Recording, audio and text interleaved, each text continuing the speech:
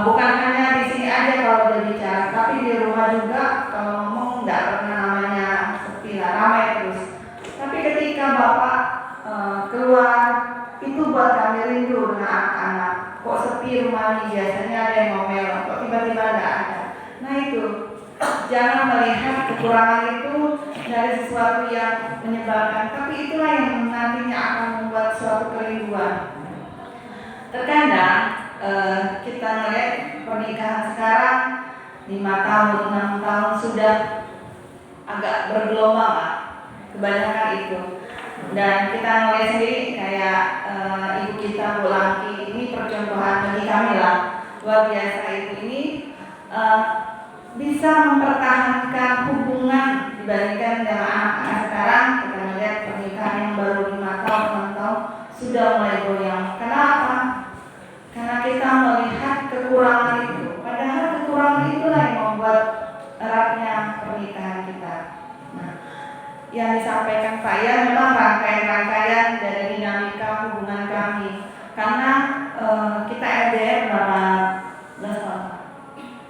Dari anak pertama, dari pacaran sebenarnya, dari pacaran sampai anak saya ketiga, Enjo, itu kan berpisah. Itu luar biasa godaannya. Bapak datang 1 minggu saja masih setoran ke saya. Tapi ya dari ekonomi, dari perhatian memang kurang. Tapi bagaimana saya bertahan, ya ibaratnya mengurus 2 anak, membesarkannya. Puji Tuhan ada orang tua. Nah itu juga permasalahan ketika kita tinggal masih bersama dengan mertua. Nah ada yang memang sharing pada saya, sakitnya kalau misalnya tinggal sama mertua. Apalagi kalau laki-laki yang tinggal di rumah mertua itu luar biasa, tidak leluasa.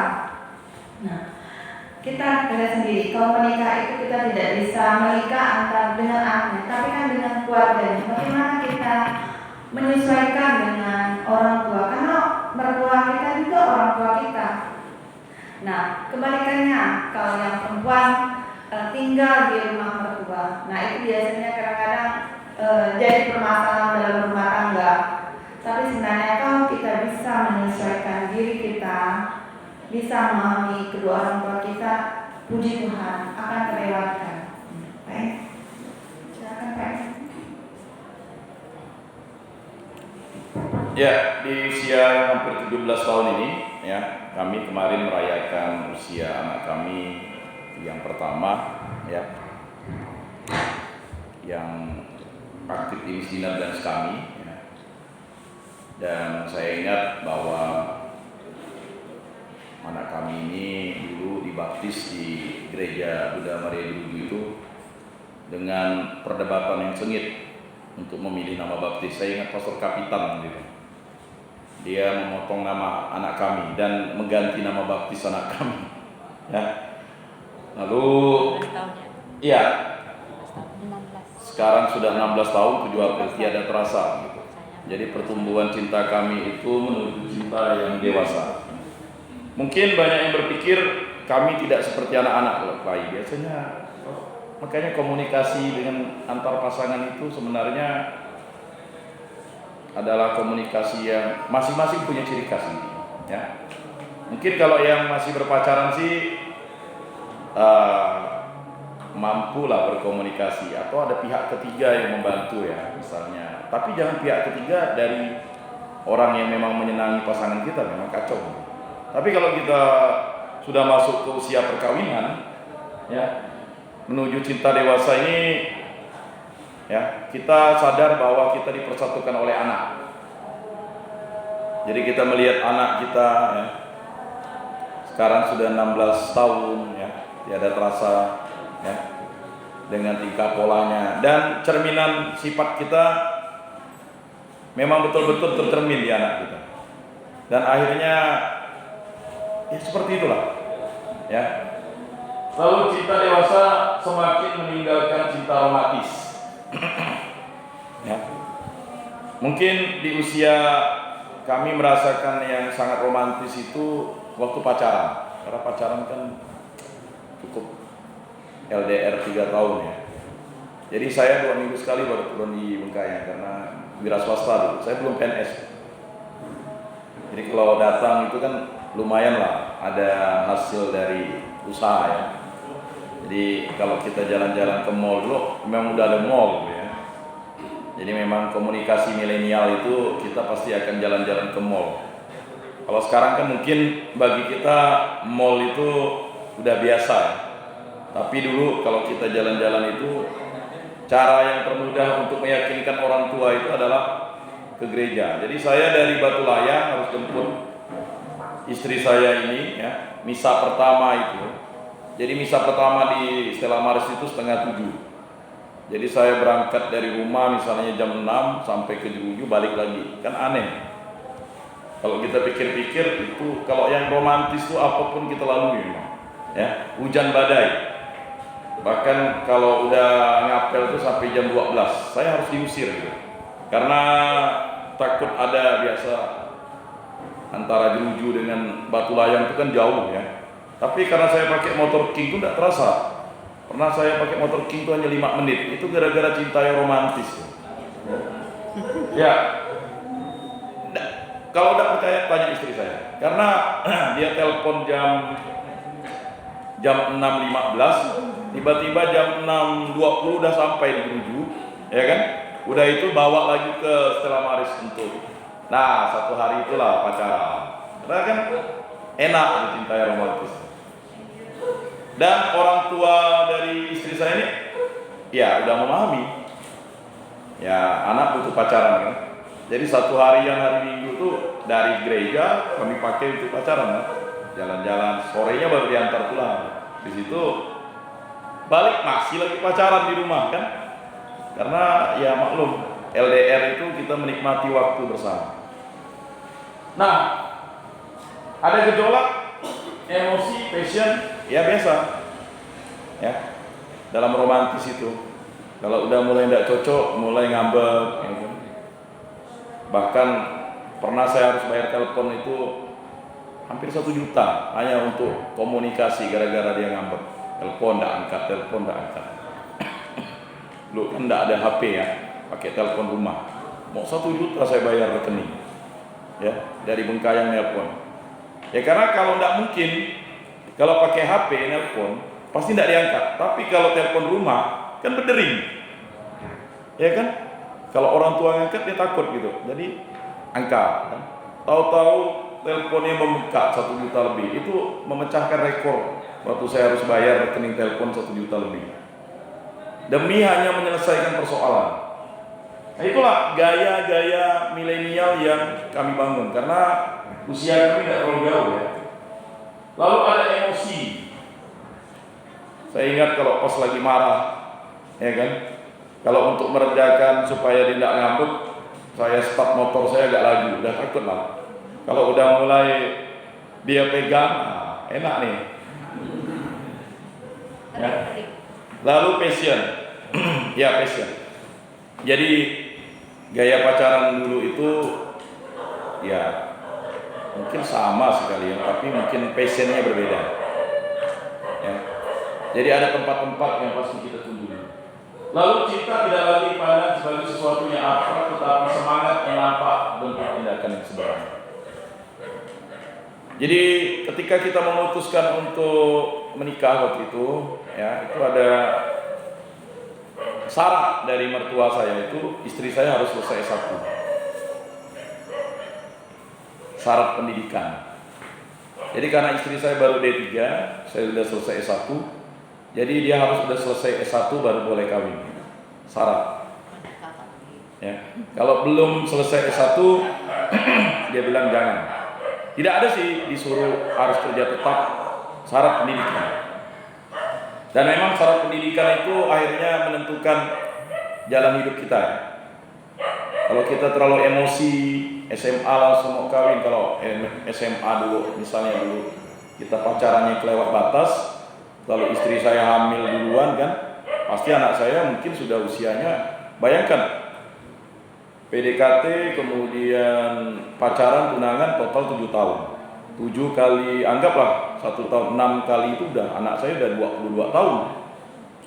Kalau kita emosi itu, artinya kita menggunakan hal-hal yang di luar nalar. Lalu berani kehilangan diri sendiri untuk pasangan dan perkawinan adalah medan pergumulan. Ya. Jadi, ya, saya harus menjadi anak bungsu. Saya ini kan anak paling tua, dia anak bungsu, dan saya harus menyesuaikan hidup saya, gitu. Karena saya tinggal di rumah mertua, RMI, rumah mertua indah, ya. Jadi baru hampir jalan 2 tahun, ya, baru pindah. Tapi setelah pindah itu kami harus kehilangan, dia harus kehilangan mamanya, saya harus kehilangan mama mertua. Jadi ya itulah. Jadi hampir 40 tahun istri saya ini bersama dengan orang tuanya. Lalu cinta bukan lagi wacana tetapi action. Ya. Jadi dulu mungkin cinta itu hanya wacana, tetapi cinta dewasa itu action. Ya harus membangun karir, pekerjaan dan sebagainya. Lalu dimungkinkan untuk memberi tanpa cinta, tetapi tidak mungkin mencintai tanpa memberi. Nah itulah komunikasi yang kita harus bangun bersama. Ya. Nah itu komunikasinya. Makanya habis ini kita nyanyi lagi, boleh Bu? Bentar dulu Pak. Gimana? Ada yang mau ditanyakan. Ada yang mau ditanyakan, silakan. Sebentar, saya mau melihat dulu. Karena tadi kan Bapak mengatakan 16 tahun. Ya. Sudah tuh ya. Kira-kira waktu mengenal Bu Rini itu di mana sih Pak? Perbedaan umurnya berapa tahun? Oh, enggak jauh. Saya selisih 8 bulan, ya. Kami selisih 8 bulan. Tahun berapa Pak? Apanya? Waktu menikah umur berapa? Saya menikahnya pokok 9 Juli 2006 itu berarti sekitar hampir 26 tahun. Ya. Baik. Kalau saya itu tadi saya tanya-tanya semua peserta termasuk dengan Pak Yun. Yang paling tua usia perkawinannya mungkin saya dengan Pak Yun. Ya. Kami 29 tahun. Tanggal 13 Oktober 1994. Tadi ada saya yang lahir 94. Di situlah saya. Ya, tadi saya mendengarkan itu. Tapi nanti bertanya ya dengan Bapak gimana caranya begitu ya. Jangan dengarkan dia tentang Pak mau tanya nih Pak, gitu. Gimana caranya nyala ibu dulu gitu. Ya. Biar Bu Rini yang tawa nanti itu. Ya. Makasih ya Pak. Iya, itu kayaknya uji nyali Bu Lanci. Silakan.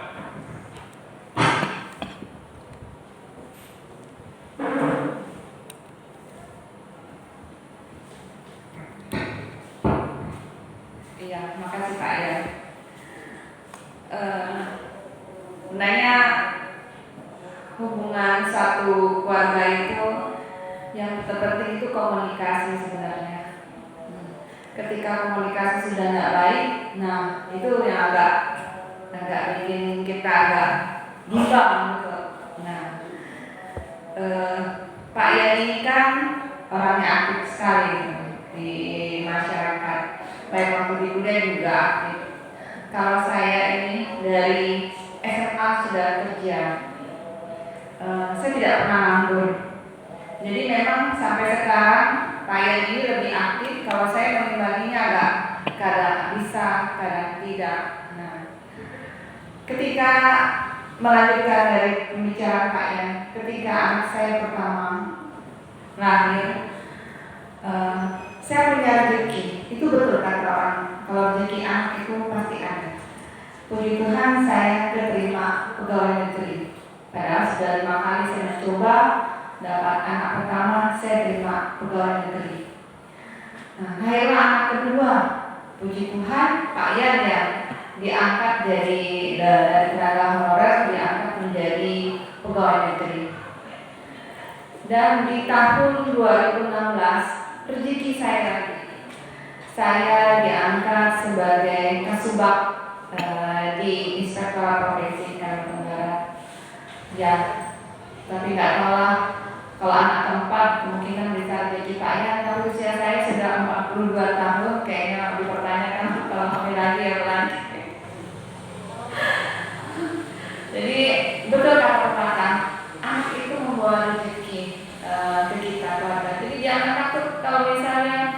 kita nambah anak, pasti Tuhan pelihara untuk kita. Nah, dan memang benar apa yang diberikan Tuhan, dipercayakan Tuhan itu yang memang harus kita urus kita. Karena rezeki itu yang diberikan Tuhan ya rezeki anak. Nah, mungkin kita nggak banyak lagi bercerita, kita mungkin ada pertanyaan atau sharing terkait komunikasi keluarga. Kita dengan Nyanyi dulu lah. menyanyi dulu ya. Kalau banyak itu nanti. Nah, kayaknya wajahnya tegang itu. Jangan ini kan malam minggu, biasanya kan pacaran gimana? Santai saja. Yuk kita bangkit berdiri lagi. Nah, pokoknya pegangan tangan ya, berhadapan ya, saling pandang.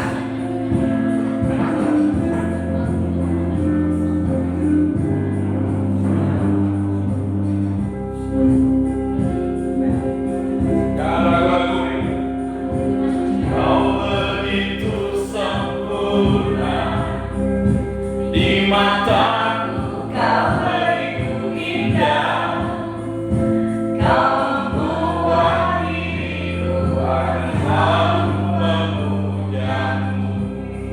Ayo, Ayo. di setiap langkahku, karena selalu memikirkan dirimu, tak bisa ku bayangkan hidupku tanpa cintamu. Janganlah kau tinggalkan diriku, takkan mampu menghadapi semua. Hanya bersamamu ku akan bisa. Kau adalah darahku, kau adalah jantungku, kau adalah hidupku, lengkapi diriku. Oh sayangku, kau begitu sempurna, sempurna. Ayo, semangat. Kau genggam tanganku saat diriku lemah dan terjatuh.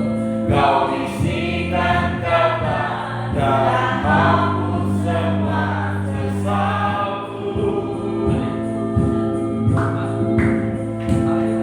Janganlah kau tinggalkan diriku, takkan mampu menghadapi semua.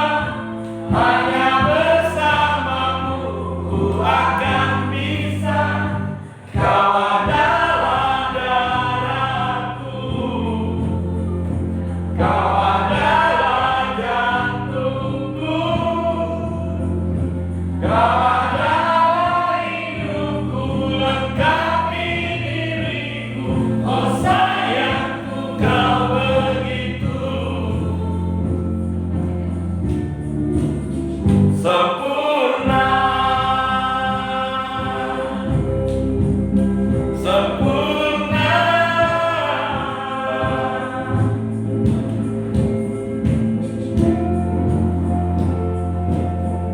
Ayo, masih ada yang belum pegang tangan kayaknya. Ayo pasang. Parmadi Mukiseli ini. Janganlah kau tinggalkan diriku, takkan mampu menghadapi semua. Hanya bersamamu ku akan bisa. Kau adalah darahku, kau adalah jantungku, kau adalah hidupku, lengkapi diriku. Oh sayangku, kau begitu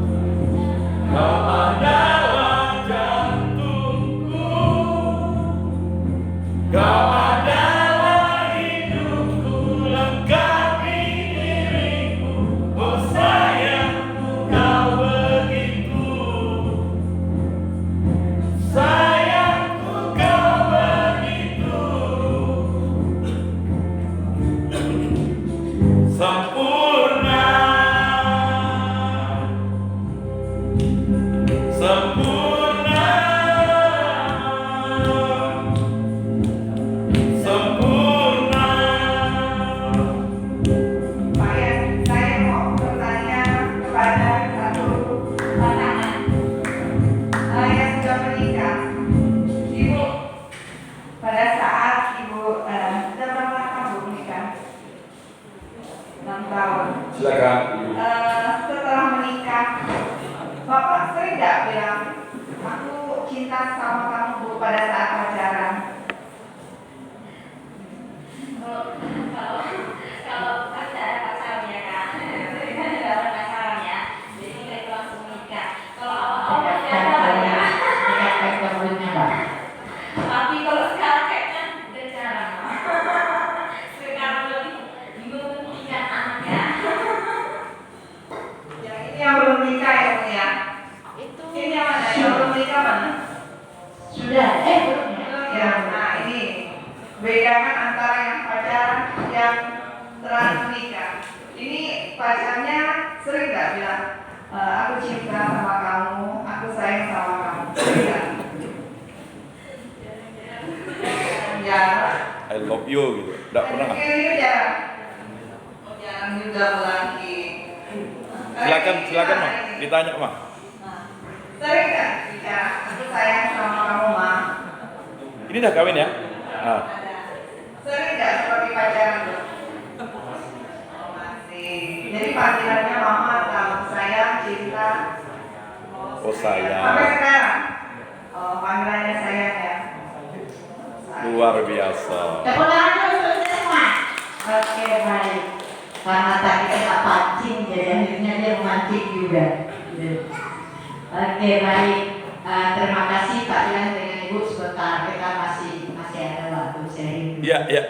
Ya, ibu-ibu di sini kalau tentang komunikasi psikologi tadi Ibu Pak Ian sudah mengatakan bagaimana mereka membina bahtera rumah tangga dari pertama mereka mengenal langsung masuk dalam tahap pernikahan, masuk dalam proses mereka membina bahtera rumah tangga, dan juga tadi berbicara tentang bagaimana komunikasi milenial. Kalau dulu pakai telepon tadi bayarnya sampai 1 juta lebih katanya ya.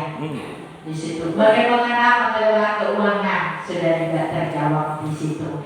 Nah, yang kita mau lihat, yang kita mau ambil dari pembicaraan komunikasi psikologi dan keuangan juga itu ada beberapa yang bisa kita ambil di situ.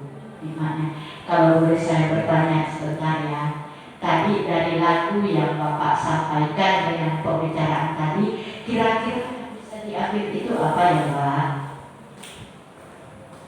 Dari hasil pembicaraan sharing tadi dari keluarga Pak Yakobus dengan Bu Runi itu cantik loh.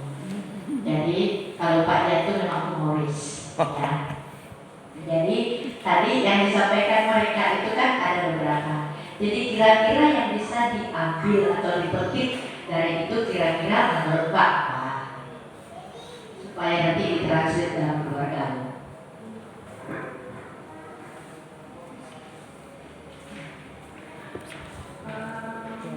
Yang pertama tadi kayak penerimaan keluarga, terus kayak bapak itu kan menyetujui kalau dari pihak ibu harus S1 dulu baru boleh nikah. Itu kayaknya memang lebih penting seperti itu karena kalau kita berkeluarga kan tidak hanya ibu berdua, tapi keluarga dari pihak masing-masing juga harus dekat sama kita. Terima kasih. Oke, baik, terima kasih.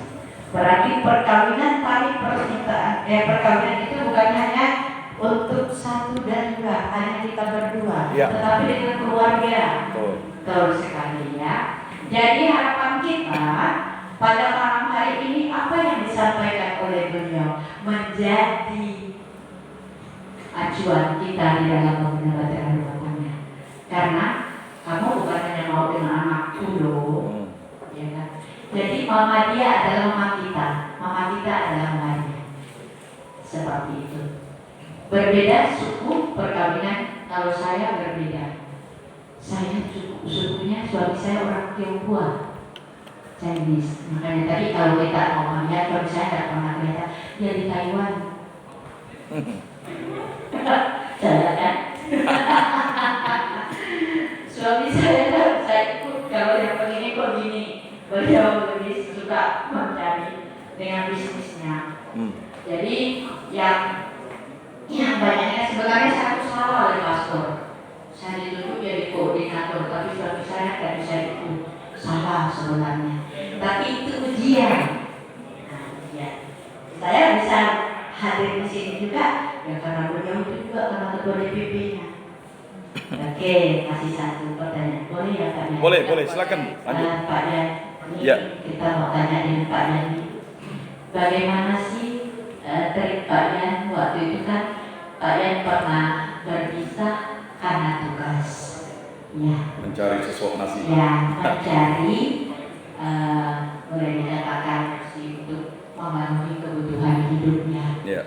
Orang mengatakan kalau pergi suami pergi itu kan banyak godaan ya. Tadi beliau sudah ngomong godaannya banyak. Ini ada si cantik, luar biasa.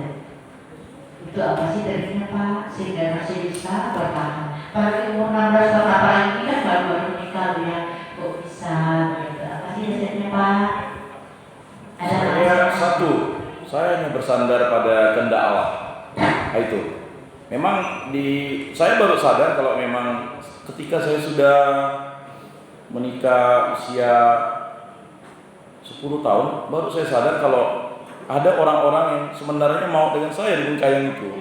Cuman begini, saya tuh baru sadarnya di situ ketika ada dari pihak keluarga yang membocorkan itu. Sebenarnya ada yang mau mendekati kamu katanya. Loh, saya bilang ya, kan saya kan udah punya ya ibaratnya yang memang sudah komit gitu. Karena begini, ketika saya menulis surat dan memutuskan untuk pacaran dengan Bu Rini ini, ya Mama Arthur ini, memang kami serius. Di telepon itu pacarannya untuk apa? Untuk menikah. Jadi itulah yang menguatkan sehingga kami tidak ke lain hati gitu. Nah itu. Ya, berarti masih ingat cinta abadi selamanya karena diucapkan di situ di dalam gereja Alfa dan Omega. Walaupun dia cacat, contoh, dia mungkin kakinya pincang sebelah, tapi kalau kita sudah mengucapkan di gereja, engkau yang terbaik pasti dia begini. Walaupun ada yang lain, hati tidak akan berbanding kepada yang lain. Berarti hebat dong ya. Boleh dicontoh ya dari semua. Walaupun pandangan berbeda, tapi tetap satu, cinta untuk selamanya. Oke? Terima kasih Ibu Rini lagi saya mau tanya. Karena ini kan yang memberikan komunikasi tadi. Ibu Rini, Pak yang fokus ini kan orang yang mengurus Ibu. Kira-kira waktu Ibu mendengarkan informasi Bapak ada ceritanya mau ke lain hati seperti itu tadi itu ya. Kira-kira ada nggak perasaan Bapak ini seperti itu? Pasti ada yang bilang. Boleh dong bagi-bagi apa yang baru-baru nih. Silakan Kalau saya bilang biasa itu pasti perlu dipertanyakan. Kalau saya bilang cemburu, tandanya saya cinta. Betul nggak ini? Betul kan? Nah, apa yang jadi milik kita? Pasti kalau melihat orang lain, ada yang mendekati, pasti ada rasa risih kan, cemburu kan. Tapi ya kita kan tidak bisa namanya 24 jam menjaga suami kita. Makanya kita ada satu yang kita andalkan adalah Tuhan. Tuhanlah yang menjaganya. Kita percayakan, kita serahkan sama Tuhan semuanya. Dan terus terang, Bu lagi saya percaya dengan suami saya 100% dan begitu juga suami saya. Karena pengalaman saya ini malahan banyak berhubungan dengan cowok malahan. Karena rekan kerja saya, staf saya itu banyak cowok. Tapi puji Tuhan, ya saya tahu kadang-kadang suami cemburu ya karena khawatir dengan saya. Tapi itulah bentuk cinta dia sama saya. Tapi puji Tuhan, dia sampai sekarang karena kepercayaan itulah yang membuat kami bertahan. Terima kasih. Tepuk tangan dulu dong. Suatu komitmen ya, suatu komitmen. Saya mau bertanya dengan yang baru-baru ini kan baru.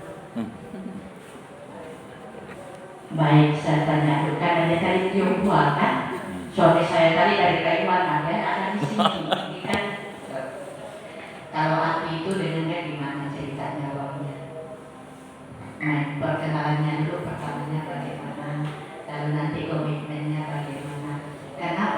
Tionghoa jujur ya, karena kalau sesama dulu ini sekarang mungkin agak berbeda ya.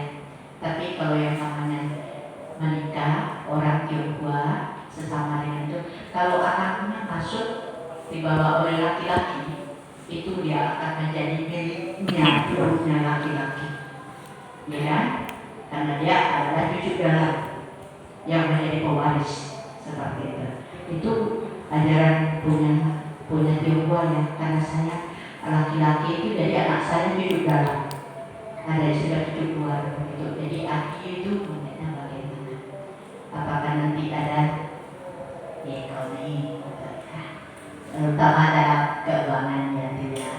Oke, baik, tolong diceritakan dulu biar teman-teman.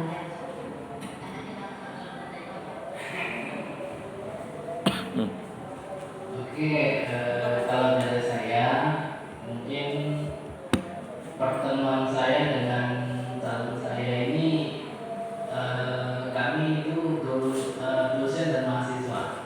Jadi saya dosen, ini mahasiswa saya. Dan memang orang tua saya memang minta saya karena saya dosen lulusan S2 dan mungkin ada kemungkinan lanjut S3 lagi. Jadi memang ibu saya memang meminta kalau calon saya itu lulusan sarjana. Jadi supaya karena saya orang terpelajar, jadi maunya pasangan saya itu juga orang terpelajar. Dan kebetulan calon saya itu sudah selesai, sarjana sudah selesai. Memang waktu pada saat kami pacaran, kami memang memutuskan sejak dari awal itu hubungan kami ini akan kami bawa sampai pernikahan, seperti itu. Jadi memang sudah dari awal sudah sangat komit. Saya jaga mata jaga hati, pasangan saya juga begitu, jaga mata jaga hati sampai hari ini. Mungkin tahun ini atau tahun depan mungkin sudah terwujud sampai pernikahan. Nah, kemudian kalau berkaitan dengan keturunan, karena memang saya memang aslinya keturunan Tionghoa, tahun saya juga sama. Tapi di enaknya di keluarga saya itu meskipun papa mama saya aslinya Tionghoa, karena waktu kami masuk ke paroki Bunda Maria Turju ini, kami sudah komit. Kami melepas semua apa yang sudah diwariskan dari leluhur kami, itu kami beralih semua mengikuti arah gereja Katolik. Jadi benar-benar sudah lepas. Bahkan sembahyang kubur pun stop di papa mama saya. Jadi kami sudah tidak lagi meneruskan hal itu. Jadi memang sepenuhnya dari saya dibaptis sampai nanti dengan saya mati tetap mengikuti sesuai dengan arah gereja Katolik. Jadi memang kami sudah berkomitmen sebelum kami masuk ke gereja Katolik itu waktu saya masih sekitar 2007, saya masih SMP waktu itu.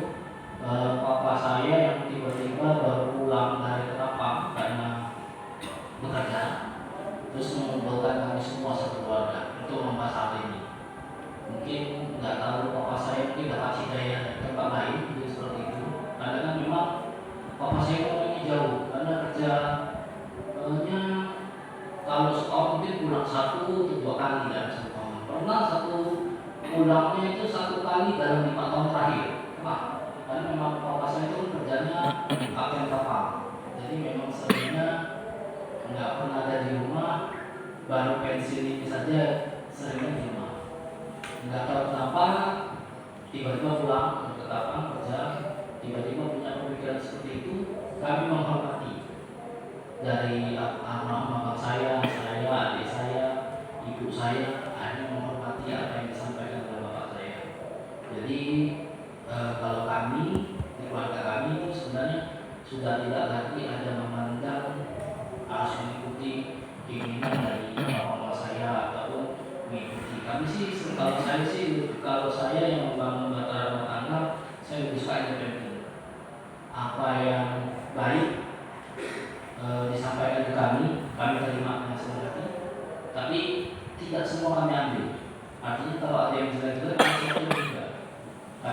ampil dan menurut kami baik. Itu sih kalau dari saya. Terima kasih. Baik. Tepuk tangan dulu dong. Sangat bijak sekali ya. Oke. Baik. Kenapa